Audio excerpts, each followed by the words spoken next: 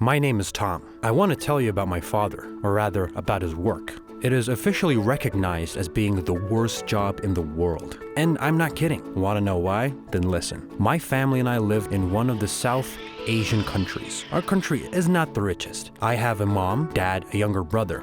We lived, like many people here, not very well off. Because of the country-wide unemployment problem, my parents agreed to any work just to somehow feed us. My younger brother and I woke up every morning and went to search the trash cans to find plastic or glass. Sometimes, very rarely, we found money there, and our day was good. After we collected what we needed, we took it to special places, but it was not simple. Many people in our city lived poorly, so the competition was tough. In addition to me and my brother, other children woke up early. Sometimes we had nothing to do but fight for the extra bottles because we knew that each one counted. No one wanted to starve. Once my brother and I even decided to stay overnight closer to the place where they brought the garbage, just to be the first to collect more. But the other guys found out about this, got very angry, and it caused a conflict. Then they left a couple of bruises on my face. They didn't touch my brother. When my mom found out about this, she was hysterical. She often had breakdowns. She was worried about us. Previously, we lived much better. My father had a stable job. We had a house and food. But then rich foreigners came to our city. They bought almost everything here, cut jobs and brought their people. Many were left without food. Since then, all mom has are sleepless nights and anxiety. But we decided not to despair. My brother and I tried to find something among the garbage and get paid for it. But our father, he really went to great lengths. One day, Dad came home after another hard day, and I saw terrible ulcers, bumps, inflammation on his legs. His legs were red and very swollen. When I saw this, I panicked. I began to ask what it was, where it came from. But my father just kept silent. He said that soon everything would pass, pulled down his pants and told me to go wash my hands before dinner. These sores haunted me. I saw that my mother was putting something on them. Made ointments from plants, made compress, but this did not help. Dad continued to hide the disease from us, and I kept thinking about how to help him. After another couple of weeks, my father began to cough at the table. When he got from the table, his shirt lifted slightly, and I saw sores on the back and stomach. There were more of them. It upset me. A month later, my father could barely move. He became very thin. He looked sick, like an old man. Anger and despair seethed in me. I wanted to help him, but I didn't know how. Well, then I decided to take extreme measures. I went home to those rich men who took his job away, knocked on the door so loudly that the whole street could hear it. Of course, no one opened the door for me.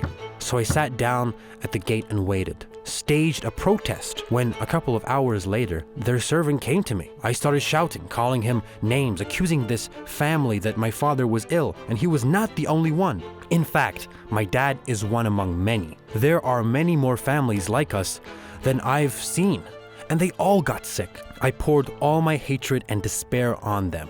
They tried to drive me away, but I came to their house every day and protested. Once, I was even beaten by a grown man. My younger brother stood up in my defense and got hurt too. Rumors spread throughout the city, and it caused excitement among the others, and there were more of us. Gradually, the children of families who suffered at the hands of those greedy businessmen joined us. In the end, they were forced to enter into dialogue. We immediately put forward our conditions and requirements. The most interesting thing is that we persuaded our parents to stay at home so that those people would not know who they were. We spoke for them.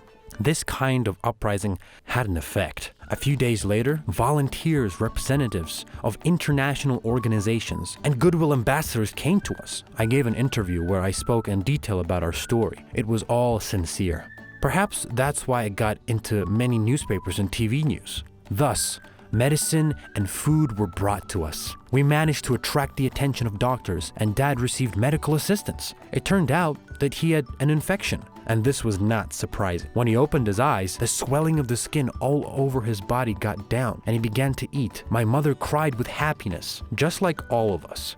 I felt that it wasn't all useless. While we had those people in the city, I tried to be active in order to get noticed. This helped me in the future. I was noticed and offered a job. Even though I was a minor, I agreed with eagerness. Many years have passed since then. Now I work for the same international organization that came to us then.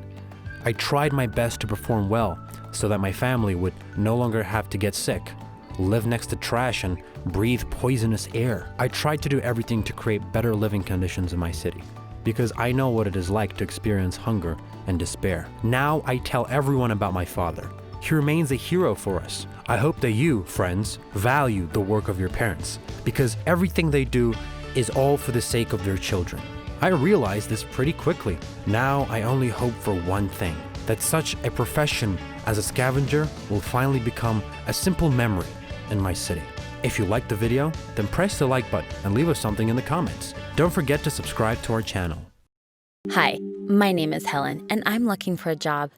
Maybe you can give me some advice? I can do a lot of things: do the dishes, look after little kids, walk dogs, and I can even go shopping at the store. It's not much, of course, but still the skills needed for very busy people. Why do you think a schoolgirl would need money? You think I already have everything. And you're right, I have a lot. But at any moment, I may lose the most important thing: family. It all started 1 year ago. My parents love each other very much. Dad often brings flowers to Mom. They go out together in the evening. Mom often bakes cakes that Dad loves so much. I thought it would always be like that, and it should be like that for everyone. Then, Daddy got sick and started going to the hospital. He was prescribed pills and a diet. Mom stopped making cakes because Dad couldn't eat them. Then he stopped bringing her flowers because his doctor said they gave him headaches. And then they stopped going for walks. And again, with the doctor's prescription, it's chilly in the evening and it's bad for Dad's joints. Mom got very sad. Dad kept quiet all the time. The house got gray and dreary. I was very worried and thought how to help. But my parents said it was their problem and they would solve it themselves. The house became like a hospital. You couldn't even speak loudly. Dad often went to the hospital, disappeared for long there, and sometimes even went on weekends to the summer house without us to get some fresh air and rest. Mom was getting sadder and sadder, and she often cried. I felt sorry for her. I kept wondering how I could help my family. Mom started complaining that because of Daddy's illness, we did not have enough money. So much goes to his treatment. I started thinking about where to make money. And I ended up getting my first job. It was an interesting time. I was like a participant in a computer game.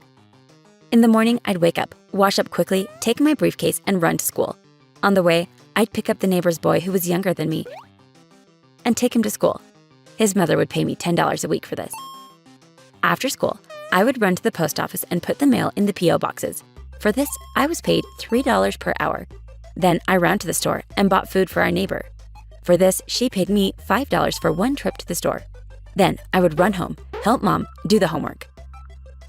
In the evening, I would sometimes sit with the kids and get $15 for a couple of hours of work. When I'd come home, I'd often reassure Mom if Dad wasn't home, and if he was, Mom and I'd think about how to please him, how to make him happy.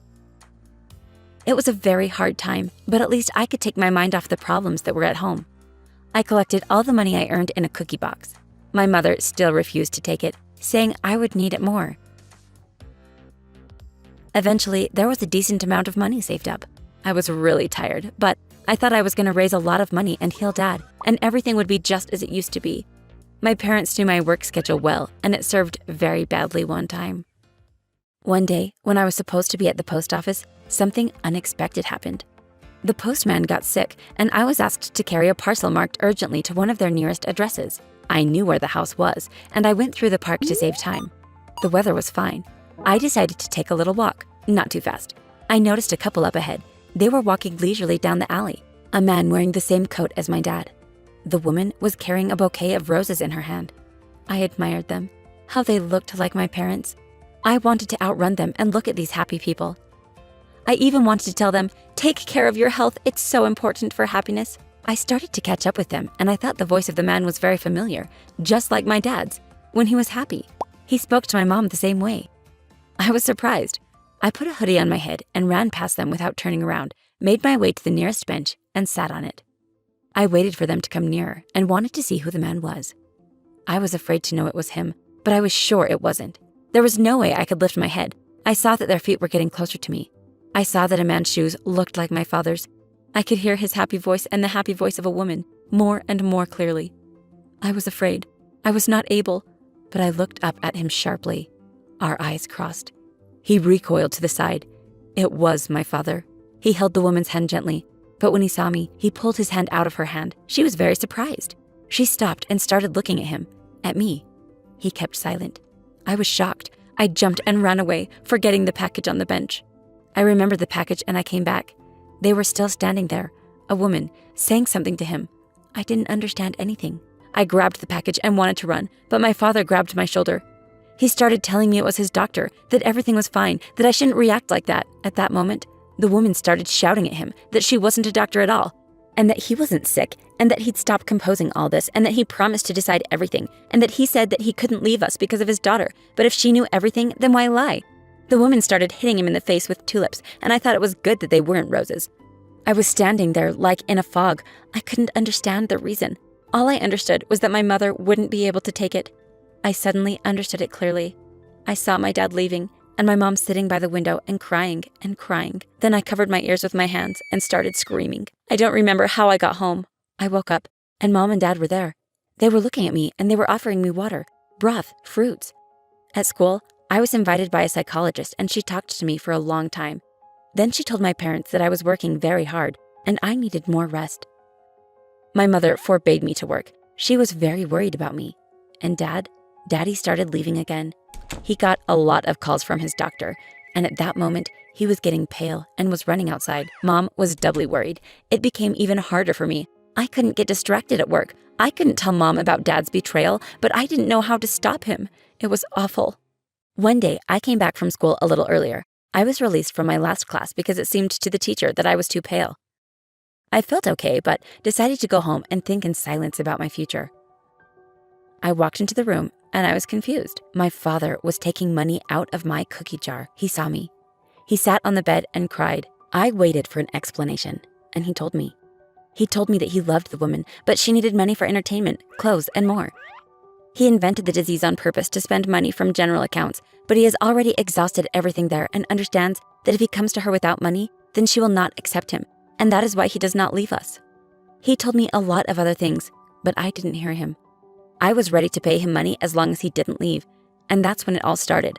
I'm paying him money so he doesn't leave. I went back to my work, but I haven't had enough money lately. You do everything for your mother. So folks, my name is Helen, and I'm looking for a job. Can you give me any advice?